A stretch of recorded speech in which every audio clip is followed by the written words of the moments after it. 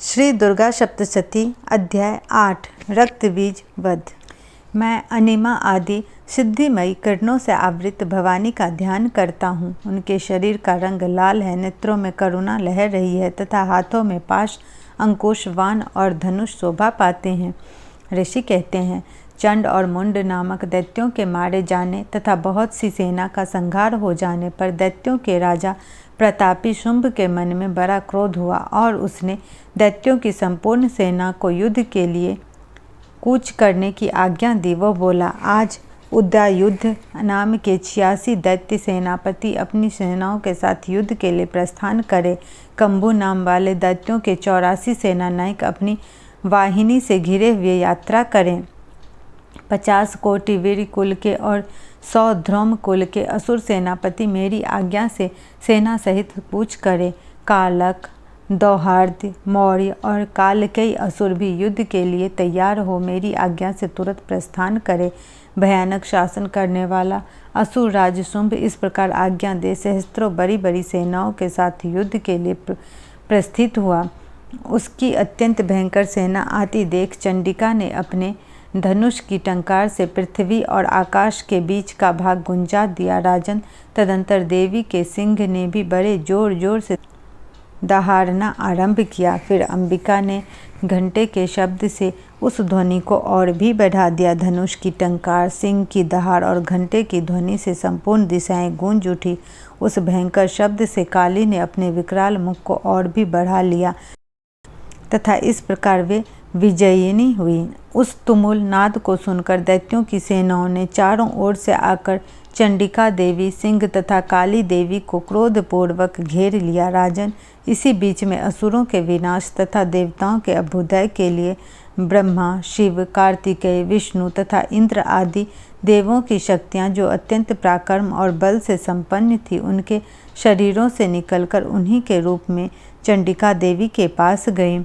जिस देवता का जैसा रूप, जैसी वेशभूषा और जैसा वाहन है, ठीक वैसे ही साधनों से संपन्न हो उसकी शक्ति असुरों से युद्ध करने के लिए आई। सबसे पहले हंस युक्त विमान पर बैठी हुई अक्षसूत्र और कमंडलों से सुशोभित ब्रह्मा जी की शक्ति उपस्थित हुई, जिसे ब्रह्मानी कहते हैं। महादेव जी की शक्ति विषभ पर आरूढ़ हो, हाथों में श्रेष्ठ त्रिशूल धारण किए, महानाग का कंगन पहने, मस्तक में चंद्र रेखा से विभूषित हो वहां आ पहुंची।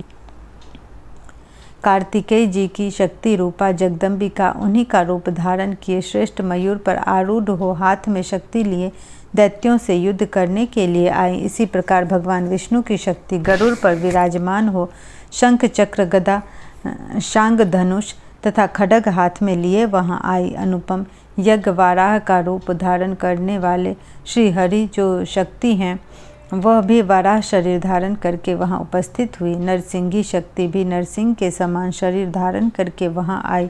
उनकी गर्दन के बालों के झटके से आकाश के सारे तारे बिखर पड़ते थे। इसी प्रकार इंद्र की शक्ति वज्र हाथ में लिए गजराज ऐरावत पर बैठकर आई। उनके भी सहस्त्र नेत्र थे। इंद्र का जैसा रूप है वैसा ही उसका भी था। तदंतर उन देव शक्तियों से घिरे हुए महादेव जी ने चंडिका से कहा, मेरी प्रसन्नता के लिए तुम शीघ्र ही इन असुरों का संहार करो। तब देवी के शरीर से अत्यंत भयानक और परम उग्र चंडिका शक्ति प्रकट हुई, जो सैकड़ों गिदरियों की भांति आवाज करने वाली थी। उस अपराजिता देवी ने धूमिल जटा वाले महादेव जी से कहा, भगवान, आप शुंभ निशुंभ के पास दूत बनकर जाइए और उन अत्यंत गर्वीले दानव शुंभ एवं निशुंभ दोनों से कहिए, साथ ही उनके अतिरिक्त भी जो दानव युद्ध के लिए वहां उपस्थित हों, उनको भी यह संदेश दीजिए, दैत्यों, यदि तुम जीवित रहना चाहते हो तो पाताल को लौट जाओ। इंद्र को त्रिलोकी का राज्य मिल जाए और देवता यज्ञ भाग का उपभोग करें। यदि बल के घमंड में आकर तुम युद्ध की अभिलाषा रखते हो तो आओ, मेरी शिवाएं तुम्हारे कच्चे मांस से तृप्त हों। चूँकि उस देवी ने भगवान शिव को दूत के कार्य में नियुक्त किया था, इसलिए वह शिवदूती के नाम से संसार में विख्यात हुई। वे महादैत्य भी भगवान शिव के मुँह से देवी के वचन सुनकर क्रोध में भर गए और जहाँ कात्यायनी विराजमान थी उस ओर बढ़े। तदंतर वे दैत्य अमर्ष में भरकर पहले ही देवी के ऊपर बाण, शक्ति और रष्टि आदि अस्त्रों की वृष्टि करने लगे। तब देवी ने भी खेल खेल में ही धनुष की टंकार की और उससे छोड़े हुए बड़े बड़े बाणों द्वारा दैत्यों के चलाए हुए बाण, शूल, शक्ति और भरसों को काट डाला। फिर काली उनके आगे होकर शत्रुओं को शूल के प्रहार से विदीर्ण करने लगी और खड्वांग से उनका कचूमर निकालती हुई रणभूमि में विचरने लगी। ब्रह्मानी भी जिस जिस ओर दौड़ती उसी ओर अपने कमंडलू का जल छिड़क कर शत्रुओं के ओज और पराक्रम को नष्ट कर देती थी। महेश्वरी ने त्रिशूल से तथा वैष्णवी ने चक्र से और अत्यंत क्रोध में भरी हुई कुमार कार्तिकेय की शक्ति ने शक्ति से दैत्यों का संहार आरंभ किया। इंद्र शक्ति के वज्र प्रहार से विदीर्ण हो सैकड़ों दैत्य दानव रक्त की धारा बहाते हुए पृथ्वी पर सो गए। वाराही शक्ति ने कितनों को अपनी थुथुन की मार से नष्ट किया, दाढ़ों के अग्रभाग से कितनों की छाती छेद डाली तथा कितने ही दैत्य उनके चक्र की चोट से विदीर्ण होकर गिर पड़े।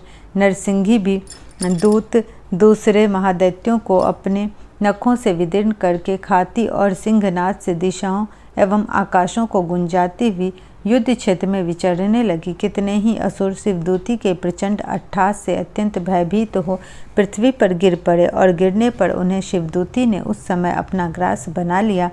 इस प्रकार क्रोध में भरे हुए मृतगणों को नाना प्रकार के उपायों से बड़े बड़े असुरों का मर्दन करते देख दैत्य सैनिक भाग खड़े हुए।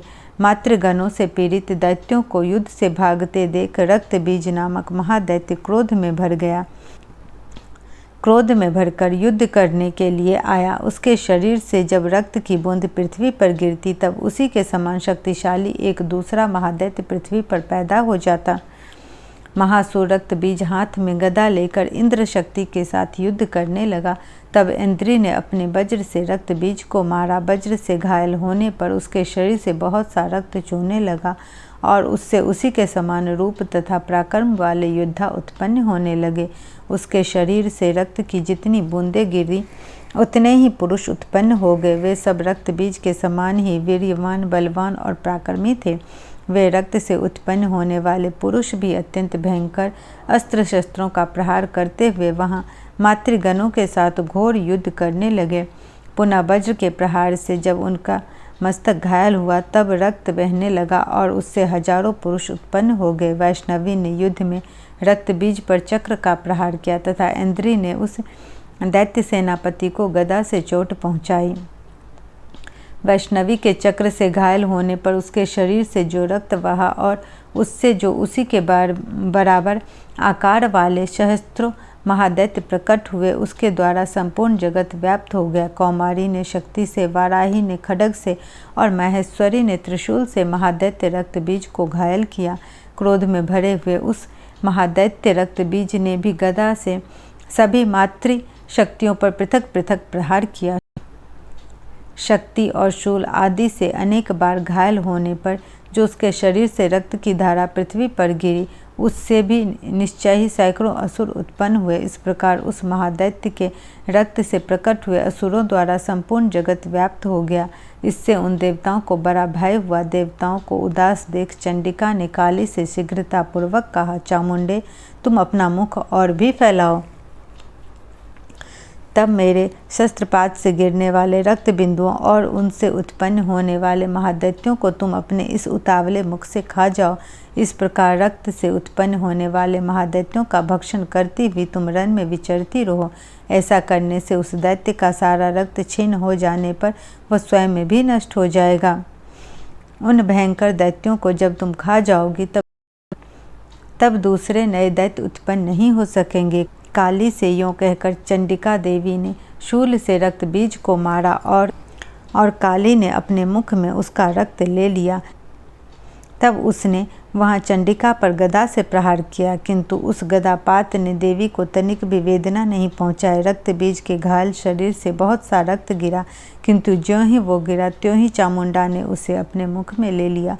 रक्त गिरने से काली के मुख में जो महादैत्य उत्पन्न हुए उन्हें भी वह चट कर गई और उसने रक्त बीज का रक्त भी पी लिया। तदंतर देवी ने रक्त बीज को, जिसका रक्त चामुंडा ने पी लिया था, वज्रबाण, खड्ग तथा रिष्टि आदि से मार डाला। राजन, इस प्रकार शास्त्रों के समुदाय से आहत एवं रक्तहीन हुआ महादैत्य रक्त बीज पृथ्वी पर गिर पड़ा।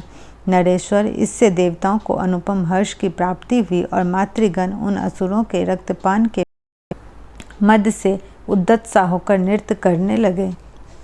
इस प्रकार श्री मार्कंडेय पुराण में सार्वंगिक मनमंत्र की कथा के अंतर्गत देवी महात्म्य में पूरा हुआ। इस प्रकार श्री मार्कंडेय पुराण में सार्वंगिक मनमंत्र की कथा के अंतर्गत देवी महात्म्य में रक्त बीज वध नामक 8वां अध्याय पूरा हुआ।